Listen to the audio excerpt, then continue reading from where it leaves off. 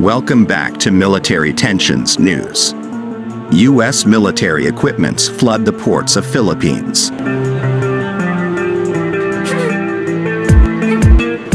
United States air defense, air attack and air surveillance hardwares like the F-16 fighter jets, F-35 stealth multi-role fighter bomber, and the MQ-9 Reaper took more attention as usual due to the technology it incorporates and the deadly strike it can render to the enemy.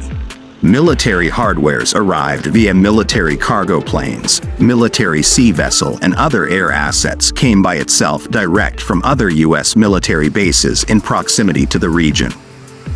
This is in accordance to the enhanced military ties between the Philippines and the United States, EDCA.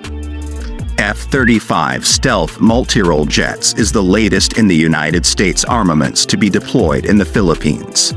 It is worth noting that the fighter bomber jet is armed to the teeth and features the latest in technological advancement. No wonder it cost around $100 million US to build just one.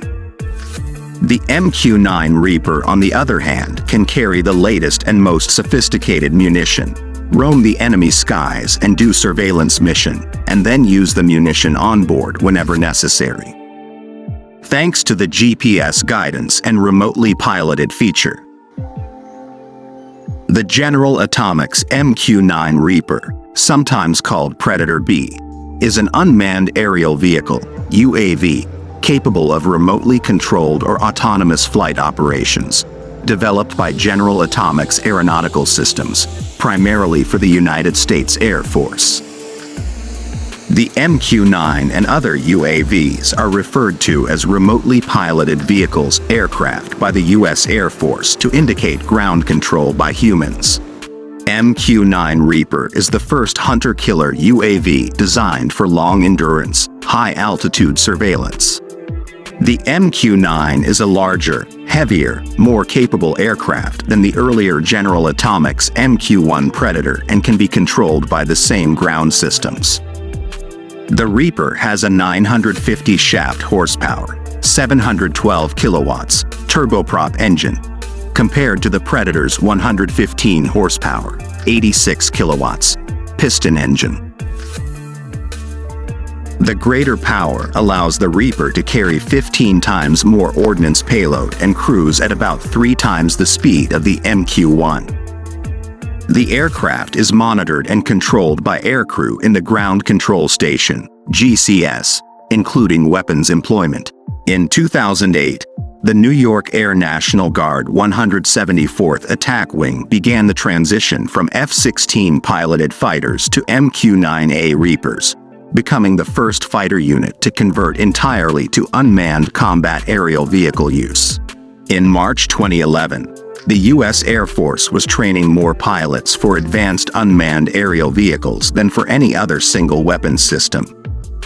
The Reaper is also used by the U.S. Customs and Border Protection and the militaries of several other countries. The U.S. Air Force operated over 300 MQ-9 Reapers as of May 2021, with 16 additional more units arriving soon.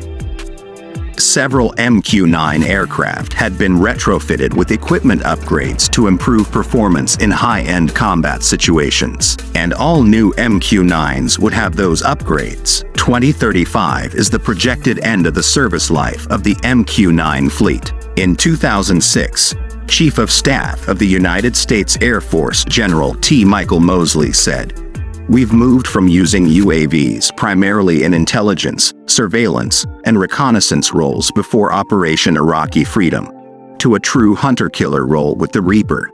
On the 14th of March 2023, one of 2 intercepting Su-27 fighters of the Russian Federation collided with an MQ-9 Reaper flying in international airspace over the Black Sea. U.S. Air Force General James Hecker, commander of the United States Air Forces in Europe, Air Forces Africa, stated, "One of the Russian Su-27 aircraft struck the propeller of the MQ-9, causing U.S. forces to have to bring the MQ-9 down in international waters."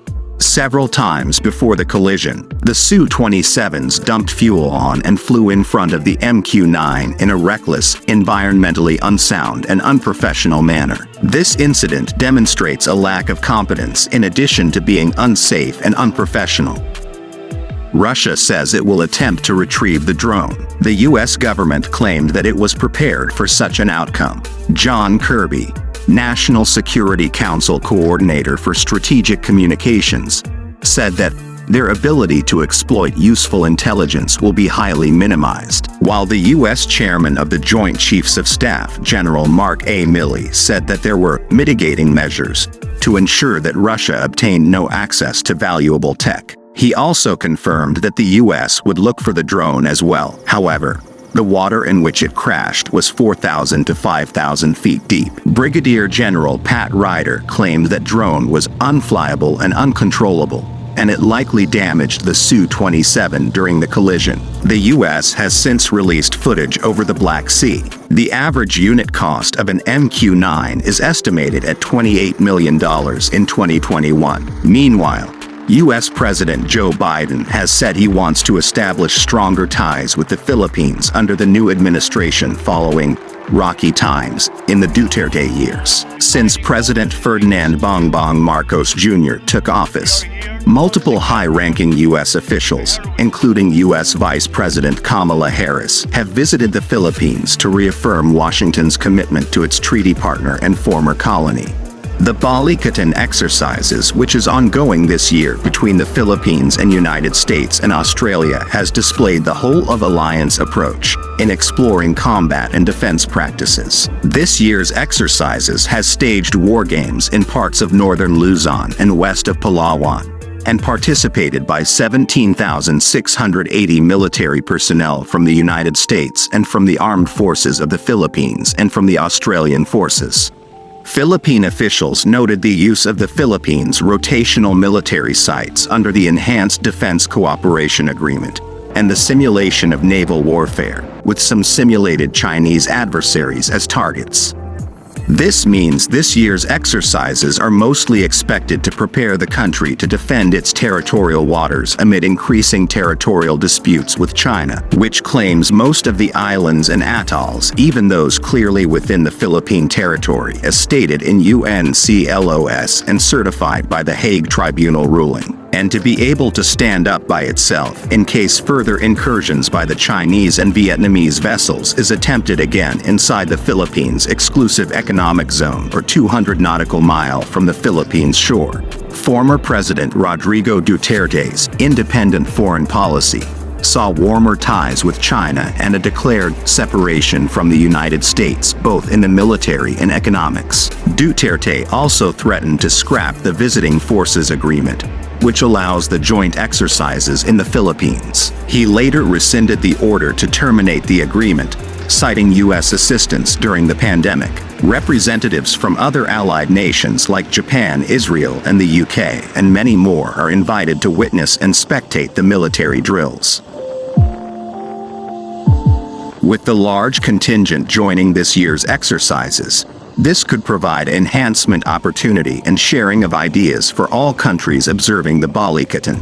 Analysts noted that the important military exercise comes at a time of rapid geopolitical changes in the region, taking note of developments in the South China Sea as well as the entire Indo-Pacific region, as well as the possibility of Chinese action along the Taiwan Strait. Military analysts also noted that China is becoming a major military threat in the South China Sea. China has repeatedly said that it is not seeking hegemony in the region, but that it will take steps to defend its interests. The Asia Power Index by Australia-based think tank the Lowy Institute previously noted that while China continues to gain power over its neighboring countries in the region, the United States remains the most influential country in Asia. The institute further explained that while China is gaining influential momentum, other countries do not trust Beijing as much. However, military analysts pointed out that the exercises go beyond China's perceived threats in the region. It is not centered on containing China per se, but it will be a military exercise on familiarity on the ground and leveraging on technological defense equipment.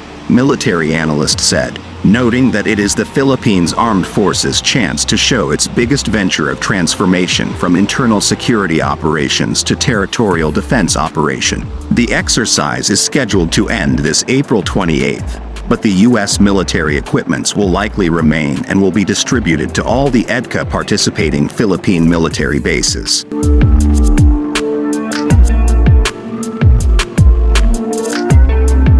Thanks for watching. Please subscribe for more military tensions news.